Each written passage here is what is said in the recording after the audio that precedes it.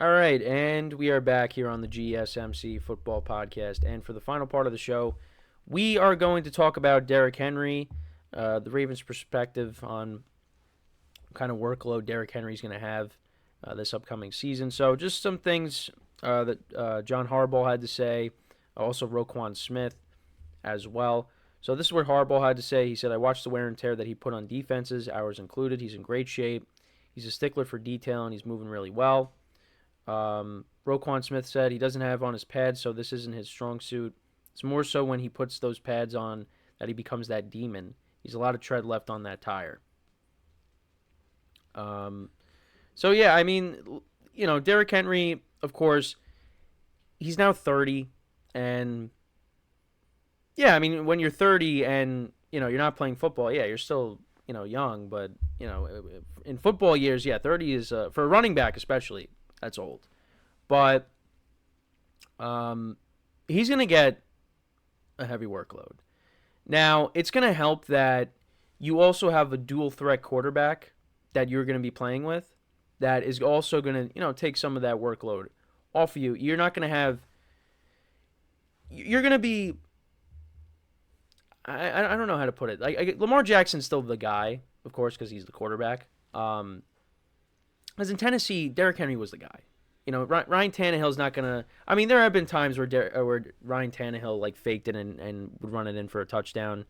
But with Lamar Jackson, it's going to be different. That is going to be a nightmare for defenses, having to deal with Lamar Jackson and Derrick Henry in the same backfield, which is one of the fascinating things that I'm looking forward to this upcoming season. And we get to see them right off the bat. We get to see them play the Chiefs in Arrowhead. It's going to be a lot of fun. But yeah, I mean, you look at, last season, Derrick Henry still had 1,100 yards rushing, 1,167 rushing yards. He had 12 rushing touchdowns. He had 280 carries. I mean, the previous season, he had 349 carries. He had 1,538 rushing yards and 13 touchdowns. 2020 was when he had that 2,000-yard rushing season, 17 rushing touchdowns. But yeah, I mean, I think, they're going to want to at least keep him fresh a little bit. Because I think they still have Justice Hill. Keaton Mitchell, he's working his way back. The young running back they had last year, he unfortunately tore his ACL late in the season. I mean, you got the other two guys, Dobbins and Gus Edwards. They're out in L.A. now.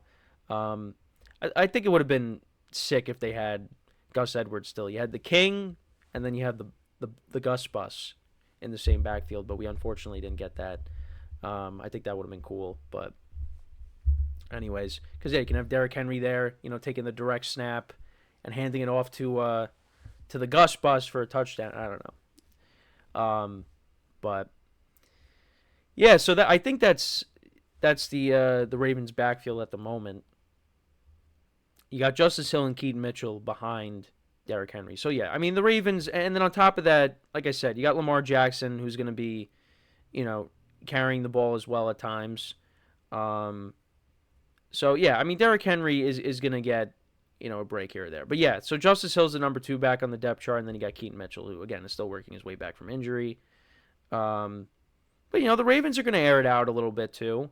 Zay Flowers was a good player for them last year.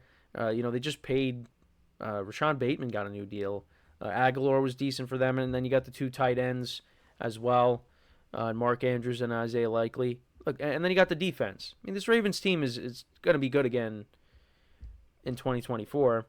What's held them back the last couple of years is, well, excluding last year because Lamar Jackson was healthy. But yeah, it's Lamar Jackson's health. The previous season they did make the playoffs, but you had Tyler Huntley starting, and then the year before that, I mean they were having a good year, and then Lamar Jackson got hurt. When Lamar Jackson's healthy, the Ravens usually make the playoffs. I mean that's basically happened every single year that he's been healthy. It's all about getting to that big game, and can Derrick Henry be a difference maker in this offense? And I believe he can. But yeah, I think because he's a big guy, and there's still some tread left on the tires, as Roquan Smith said, but or whatever he said. I don't know if I misquoted him there, but yeah, I mean, he's got some gas left in the tank, even with him being at 30. And I think the Ravens was one of the best situations, if not the best situation, to end up in. Because this team loves to run the football. This is a good team, and I think he's going to do well with the Ravens. So I mean, could he be a difference in them beating the Chiefs or not? I mean, the Ravens did only run the ball 6 times in the AFC Championship game, and I think if they would have stuck to that, maybe we have a different conversation. But there was also some other plays in that game that, Zay Flowers fumbling, Lamar Jackson throwing an interception into triple coverage. I think if you run the football a little bit more, maybe we're having a different conversation. I think it's just they thought, oh man, we gotta keep up with the Chiefs. But the defense kept the Ravens in the game. And, I think they kind of panicked a little bit. But, I mean, if you got Derrick Henry on your team and you're playing the Chiefs in the AFC Championship game again, you better not be giving him the ball 6 times. Now, if they're losing by a significant margin, that's different because, then you got to play catch-up. But if the Ravens are playing a tight game where they could still run the football and they're not playing catch-up, yeah, you got to feed the king. So, and they're going to be feeding the king a lot. But like I said, you want to keep him fresh, because he is 30 now. You don't want to lose him. Don't want to lose him. But yeah, you still got Lamar Jackson. And you know what? Look, the Ravens, they're a team that has dealt with injuries a lot over the last several years. I mean, their backfield, Gus Edwards, J.K. Dobbins got hurt. I think Gus missed some time, if I'm not mistaken. I mean, there was that one year where you had Latavius Murray and Devontae Freeman, because, Gus Edwards, Justice Hill, and J.K. all got hurt. So they had to put together this backfield with, veteran guys. And Lamar Jackson was still having a good year. It's just then he got hurt. They've dealt with injuries to their backfield, to their quarterback. But, I think if something were to happen to Derrick Henry, I think it wouldn't be the end of the world because you still got Lamar Jackson and, the Ravens are still a very good team. So I think they'd be able to deal with that. But let's hope that doesn't happen. So, really, like the only time Derrick Henry, I think, got hurt was that when I was looking at his stats, it was the 2021 season when he had the, I believe it was the foot injury. Other than that, he's been healthy. He doesn't really get hurt, at least in recent years. So, but yeah, I'm expecting him to have a good year. Again, this is going to be one of the fascinating things to keep an eye on is Derrick Henry and Lamar Jackson in the same backfield. Because, if you're at the goal line, it's like, all right, is Lamar Jackson going to fake it and take it in himself, or is Derrick Henry taking it right up the middle? What's going to happen? It's going to be tough. That's something that defenses are going to have to, figure out. So, it might be almost impossible to stop. But, we'll see what happens. Derrick Henry, he's going to get a big workload.